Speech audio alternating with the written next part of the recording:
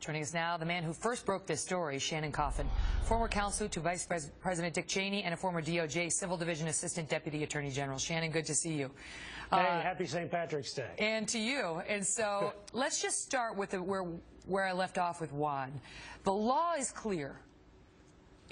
Separate and apart from OF 109, which now we know she dodged, or they just didn't offer to her, the law is clear.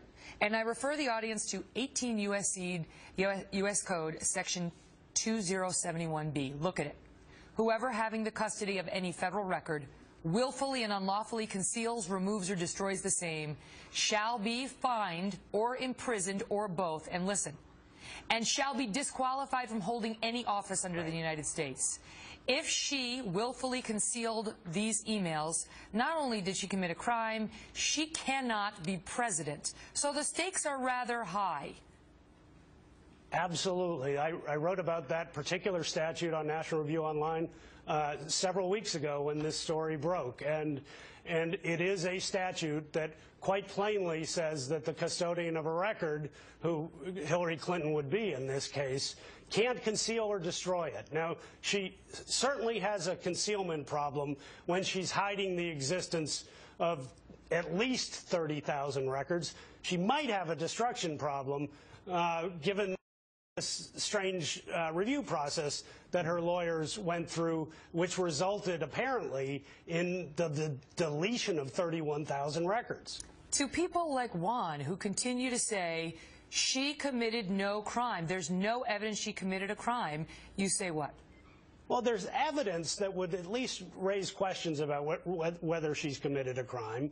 That crime depends upon state of mind, which is willfulness, and willfulness requires, A, that you know that what you're doing is wrong, and you know that it's a crime as well. Now, that's an issue that a prosecutor would have to look into, and what evidence you have. But you pointed out some of the evidence that she was basically letting go one of her ambassadors for doing something very similar, setting up a private email system in an embassy.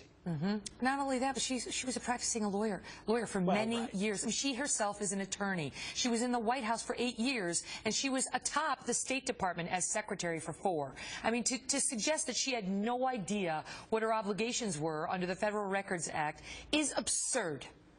Megan, the Federal Records Act says that the obligation of the department is actually the obligation of the secretary. The Federal Records Act says the secretary is responsible for preserving all of the records of the agency. It falls on the Secretary of State for the Department of State to be the responsible party. So the Federal Records Act is very clear that Hillary Clinton is the one who bore the responsibility under the law. And now there's a question not only about whether she possibly violated Section 2071B, which we put on the board, but also a statute that makes it illegal to obstruct justice. And that relates to the deletion of emails, just concealing them, just keeping them in her house, and not offering them for all those years while the FOIA and so on.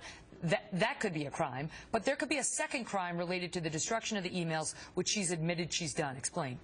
Well, that same statute actually deals with concealment as well, but it's concealing or destroying documents for the purpose of evading an official inquiry, investigation by an agency, or even a possible investigation. And this was a law that actually passed while Hillary Clinton was in the Senate under Sarbanes-Oxley in 2002, and it is designed to prevent exactly the sort of thing that we're concerned about happening here. It's designed to prevent someone from saying, hey, I know they're after me, or they might come after me, so I better hide or destroy these records.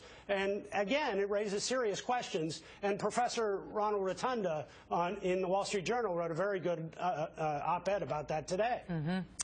I recommend the op-ed, and I certainly recommend everybody read Shannon's pieces, as he's been posting on Hillary Clinton for the past week or so, in really thoughtful, in-depth writings, and we appreciate your expertise tonight, Shannon. Thanks for being here.